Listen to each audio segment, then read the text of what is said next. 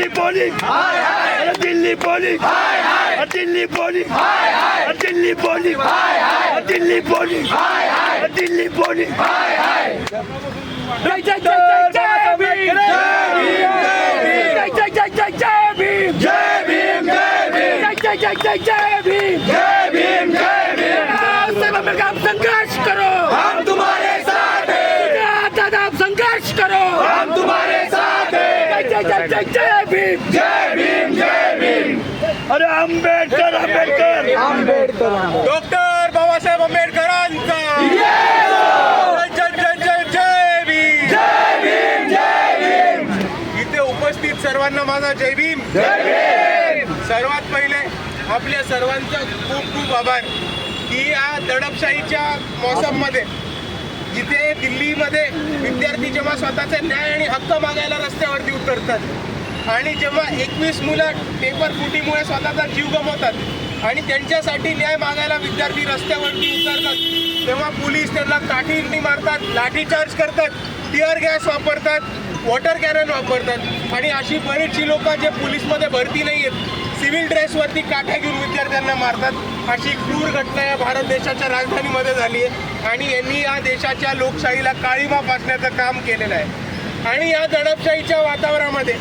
आपण सर्वांनी पोलिसांच्या, सरकारच्या, मोदीच्या, फडणवीसांच्या दडपशाहीला न घाबरता आपण आंदोलन करताय त्याच्याबद्दल मी आपल्या सर्वांना क्रांतिकारी जय भीम करतो. संघर्ष करो हम तुम्हारे साथ हैं संघर्ष करो हम तुम्हारे साथ हैं आणि हा मोर्चा चालू झालेला दिल्लीमध्ये तर धर्मेंद्र प्रधानांचा राजीनामा मागायला,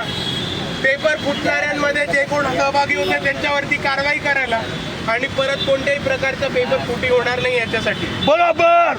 पण जेव्हा विद्यार्थी आंदोलन करतात आणि तेव्हा पोलीस त्यांच्यावरती हल्ला करतात तेव्हा हा मुद्दा एका राजीनाम्याचा राहत नाही, हा एका उपोषणाचा राहत नाही, तर हा देशाची लोकशाही वाचवण्याचा आणि भारताचं जे भविष्य आहे म्हणजे आपले विद्यार्थी आणि तरुण त्यांच्यावरती जेव्हा हमला होतो तेव्हा त्यांच्या मागे उभं राहून त्यांना बळ देण्याचा मुद्दा होतो. म्हणून आता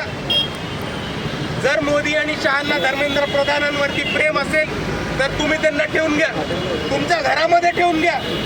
आता आम्हाला धर्मेंद्र प्रधानांचा राजीनामा नकोय. आता आम्ही नरेंद्र मोदी आणि अमित शहाला बदलल्याशिवाय